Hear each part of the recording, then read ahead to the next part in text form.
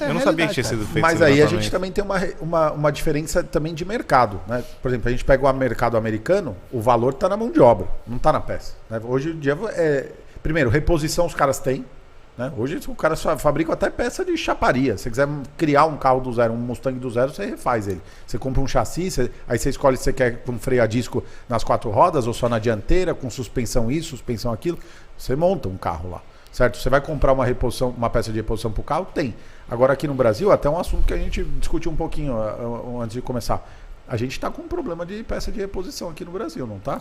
Tá. Olha, tá acontecendo um problema de reposição. Além do preço, não é só o preço. Né? Não tem a peça. É de não ter mesmo a peça. Eu tive agora que fazer a troca de um carro novo, um 3008, que é um baita de um carro legal. Baita de um carro legal. Aquele 3008 mais novo. Deixa eu só interromper, a gente já volta ao 3008. Olha o que o cara falou aqui, ó. Meu mecânico disse que fluido de freio não se troca, só se completa. Ele sabe que não, mas ele tá dizendo... Olha que absurdo a informação que o mecânico tá dando. Tá certo, tá certo. A gente tem que tomar bastante cuidado com o quê? Às vezes, um comentário desse pode ser só para participar. Às vezes pode ser o cara entendeu errado o que o mecânico dele disse, ou às vezes, lamentavelmente, pode ter um profissional que pense assim. Mas eu acho difícil com o tanto de informação que tem. Eu também acho. Sabe? É porque o fluido de freio ele é higroscópico, cara. Ele não tem esse negócio ele vai absorver. Ele absorve umidade, cara. Se pro cara falar isso, ele tem que estar muito. Eu duvido. Como é que o cara pode considerar o mecânico dele? Cara, ADG, desculpa, tem muito mecânico que não consegue falar a palavra hidroscópio. Não, mas tudo bem, mas não precisa saber falar a palavra higroscópico. Ele não faz ideia do que é isso. Mas tá bom, mas ele sabe porque, em Minas assim, Gerais que acumula água, que absorve água. Infelizmente, no Brasil, a gente viveu uma época que os mecânicos eles eram entusiastas. Sim. Ainda tá assim, tá? Eles não eram profissionais formados. Mas, cara, eu acho que um bom mecânico, ele tem que ser entusiasta. Ele tem que gostar daquilo. Mas tudo ele tem bem, que ser profissional mas antes, ele tem né? Tem que ser profissionalizado. Perfeito. Você ser entusiasta não é sinônimo de que você vai saber fazer um negócio. Você tem tesão em fazer aquilo. Isso é um entusiasta. O entusiasta necessariamente não é o cara que sabe. O cara que sabe é o cara que estudou para isso. Sim. E é uma coisa que falta muito. Volta a falar, por favor, do 3008 e eu tenho uma pergunta na sequência. 3008. Eu fui precisar agora de uma semi-árvore, cara. O tal do semi-eixo, pessoal. Sim. Foi precisar daquele. Demorou 2 semanas para eu conseguir uma peça dessa. Isso porque eu tenho conhecido dentro da Stellantis, que, você consegue para mim? Ele foi lá, tem em tal lugar. Porque o vendedor da concessionária que poderia fazer esse trampo também para ajudar, não, quando não tem no estoque dele, ele não tem. No lugar dele fala, peraí, deixa eu ver aqui na rede onde tem. Falta isso. A paixão em servir. O segredo para quem está assistindo aí agora, a gente está falando um pouquinho de empreendedorismo. Para tudo. Servir. Se você entender o significado disso, cara, você vai longe. É o seu diferencial. É o diferencial de qualquer um. Exatamente, perfeito, concordo. É que assim, aí a gente. Assim, eu não juro, de verdade, eu não quero levar o podcast para esse lado desse papo, mas eu vou falar uma coisa que é muito a minha opinião. Aí a gente entra numa barreira cultural. Porque é o que eu falei minutos atrás sobre. Num país desenvolvido, a peça é barato, a mão de obra é cara. Sim. Então o que acontece? Num país desenvolvido, é o seguinte, você vai tirar férias, você só fica sem receber, irmão. Aqui não, o cara tem que te pagar férias, 13º, 14º, aí tem INSS, mais não sei o que, mais isso, mais aquilo, mais não sei o que, e daí ainda o cara tem a malandragem que do tipo assim, não gostou, me manda embora, tenho 6 meses de seguro-desemprego. Então do tipo assim, a gente vive num país hoje onde ainda os empresários não são respeitados. Aí você fala, você está pedindo para desrespeitar o funcionário, o empregado? Jamais. Pelo contrário. Não. Porque assim, hoje, um cara que ganha, exemplo, R$1.500, ele poderia ganhar 3. Sim. Certo? Mas ele, é verdade isso, tá? Sim. É verdade. Por que ele ganha R$1.500? Porque a gente paga um monte de tributos, porque tem que pagar não sei o quê, porque tem que pagar isso, blá, blá, blá, blá. Máquina toda. E ainda tem um monte de benefícios que depois no final ele ainda pode pegar e ainda te pôr um processo. Mas o cara que escreve mal do empresário, o cara que tá lá escrevendo mal do empresário, vê se ele é CLT ou ele é MEI. A grande maioria é MEI. É lógico, velho. Jornalista, então, cara, eu tô nesse meio agora, cara, você tem que ver, é nojento às vezes. Você tava um dia comigo no evento. Eu tava. Tem muita gente boa. Muita gente boa, mas a maioria é o quê? Quer meter o pau no empreendedor, mas ele trabalha numa empresa capitalista, que é para fazer matéria de carro, que tem coisa mais opressora do que um carro, né, cara? Um bem de capitalismo, né? Então, esse que é o detalhe. Eu gostaria agora de estar tomando vinho como vocês. Sim. Por que eu não vou tomar vinho? Porque eu vou dirigir daqui para Vinhedo, eu posso estar com um carro frota de imprensa, hoje eu estou com um carro meu, né, de assinatura, porém é meu. Mas é um carro de uma marca que eu estou ali pagando a assinatura dela. Mas se acontece alguma coisa, o ADG parou, parei num comando, aqui em São Paulo chama comando, Isso. né? Em Minas é blitz e tudo Isso. mais. Parei. Eu sei que se eu tomar uma taça dessa, eu vou dirigir perfeitamente.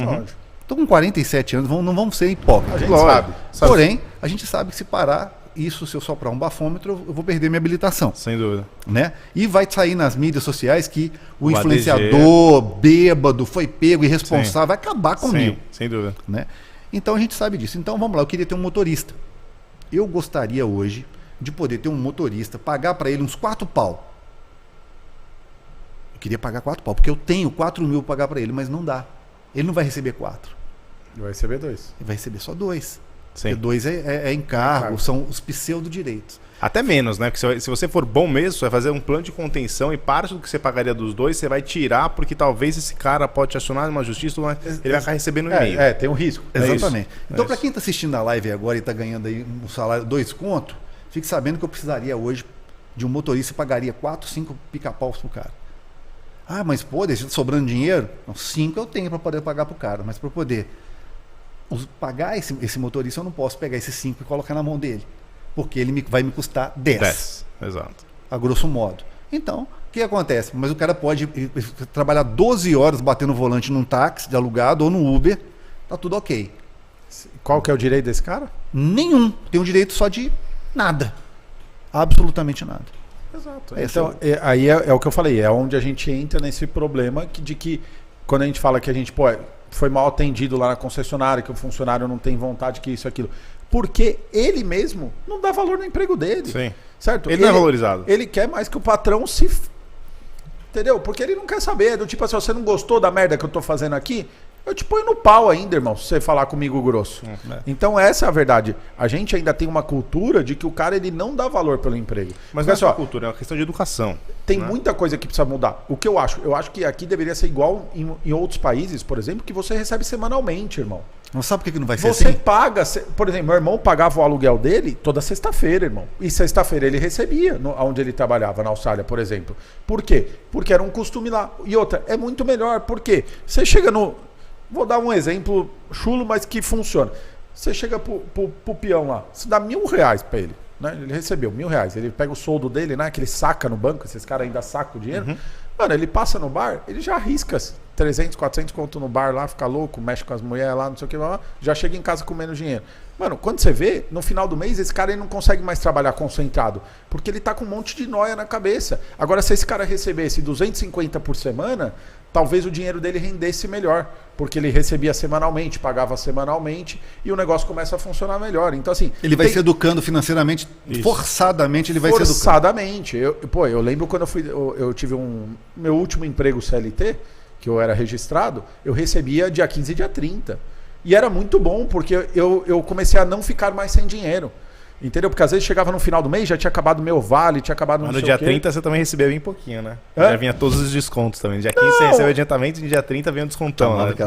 Eu recebia menos por causa desse monte de desconto que tinha, mas querendo ou não, o dinheiro rendia melhor para mim. Então a gente tem que partir de coisas, tem tanta coisa que a gente pode mudar que não depende do governo. Isso depende do empresário.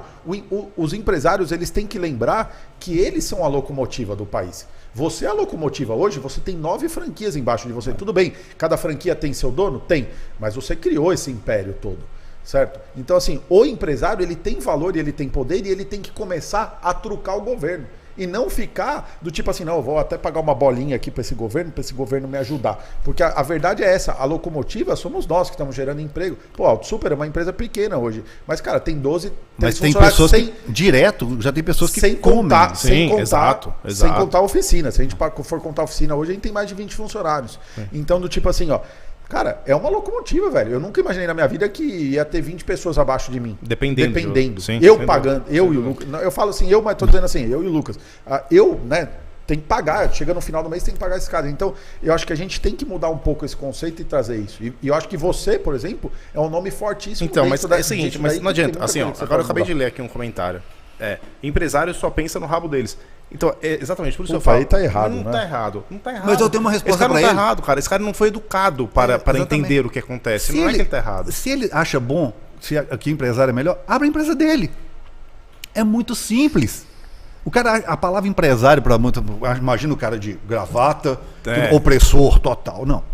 Se você abrir um carrinho de cachorro-quente, você é um empresário. Você é um empresário. Sem dúvida. Se você abrir um carrinho de pipoca, você é um empresário. E pode ser uma empresa próspera, que você pode ter um diferencial com a sua pipoca, ou você pode ser uma pipoca comum. Agora, esse pipoqueiro, ele pode contratar uma pessoa para auxiliar ele ali. Então é o cara que vai cuidar ali do óleo, do almoxerifado ali do carrinho, para ele poder continuar tendo ali um processo bacana, atender mais pessoas, Sim. um show e tudo mais. Otimizar o negócio dele. Ele vira opressor. Quer dizer, quando ele fala em empresário, ele está falando, talvez ele, a hora que ele abriu a empresinha dele, eu quero ver ele ter esse pensamento. Então, para todo idiota, todo imbecil que acha que empresário é explorador, abra a sua empresa e passa a ganhar bastante dinheiro. Vai ver como que é simples. A gente não tem férias. A gente está aqui agora de noite. Eu ralei hoje o dia inteiro.